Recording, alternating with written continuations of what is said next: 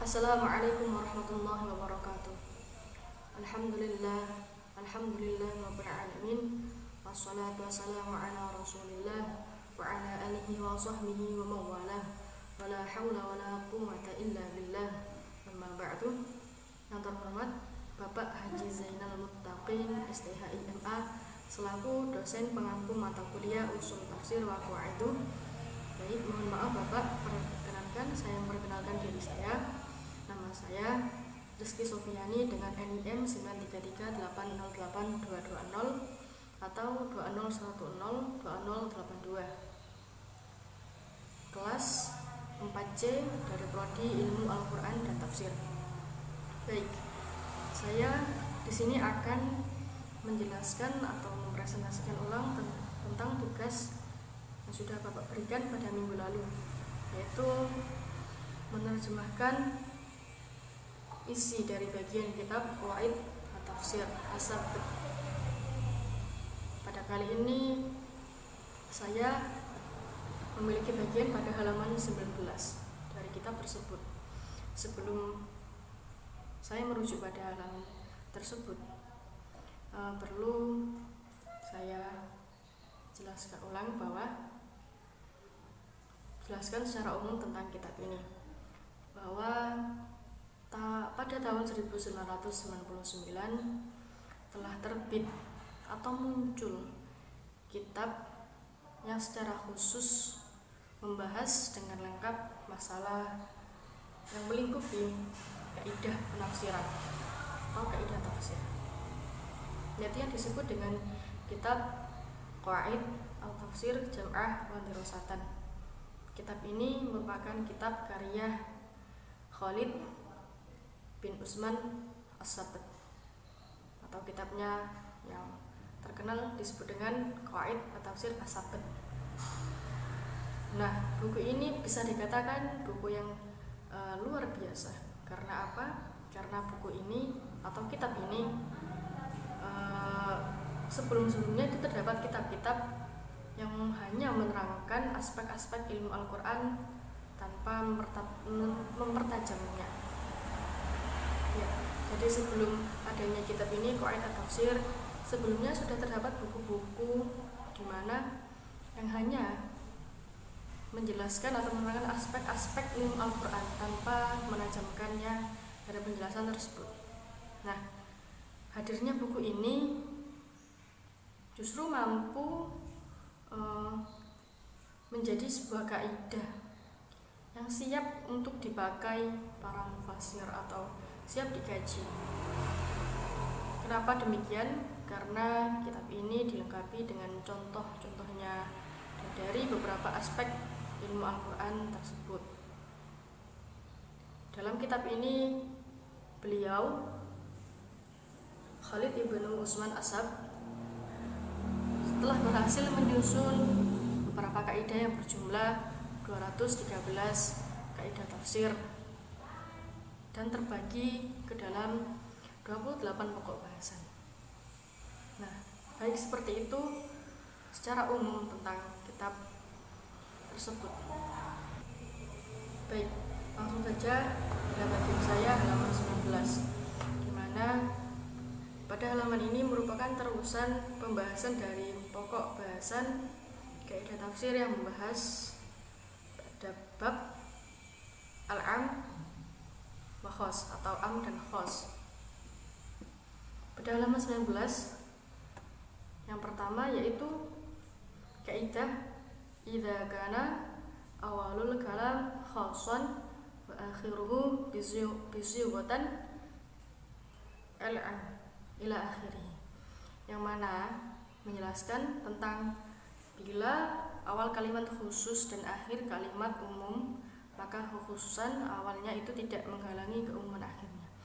Nah, bisa dipahami dari kata-kata tersebut, yaitu dicermati bila awal kalimat khusus dan akhir kalimat umum, maka khusus dari kalimat tersebut, kekhususan awal dari kalimat tersebut tidak menghalangi keumuman akhirnya. Bisa dipahami lebih teliti lagi. Nah, selanjutnya pada kaidah Tadi kaidah nomor 139. Sekarang pada kaidah selanjutnya yaitu idza jami'at sighatan ila akhirih. Yang artinya bila kata penoroh berkumpul dengan jamak yang makrifah dengan alif lam atau idhofah atau jamak yang mengandung pembatasan, seperti kata-kata bilangan, maka jamak tersebut wajib dibawa kepada seluruh macamnya itu. Kemudian yang selanjutnya kaidah muqabilatan jam'ah ila akhirih, yaitu yang artinya berhadap-hadapannya jamak dengan jamak. Ada kalanya justru berarti berhadap-hadapan tunggal dengan tunggal. Jadi bisa dipahami yaitu jamak dengan jamak berarti berhadap-hadapan tunggal dengan tunggal. Jadi mungkin pengertiannya sama, jamak dengan jamak, tunggal dengan tunggal. Nah, berarti juga berhadap-hadapannya keseluruhan dengan seluruh individu. Dan bisa juga kemungkinan mengandung dua kemungkinan yang memerlukan dalil yang menguatkan salah satunya. Dari yang tadi, jamak dengan jamak, individu dengan individu, atau bisa keseluruhan tapi kemungkinan ada dalil yang bisa menguatkan tersebut. Kemudian selanjutnya yaitu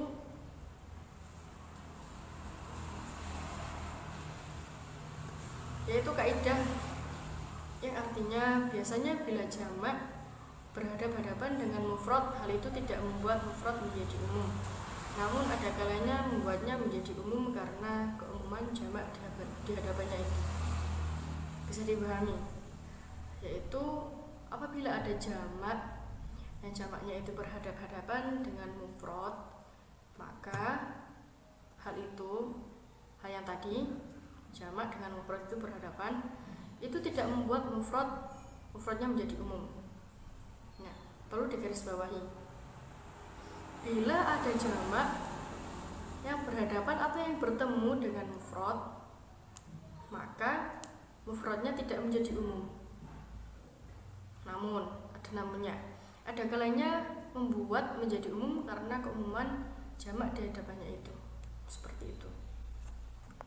Kemudian kaidah selanjutnya yaitu muqabilatul mufrad bil mufrad fidat tawzi.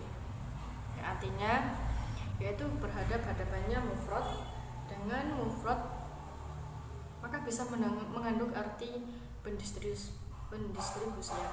Artinya apa?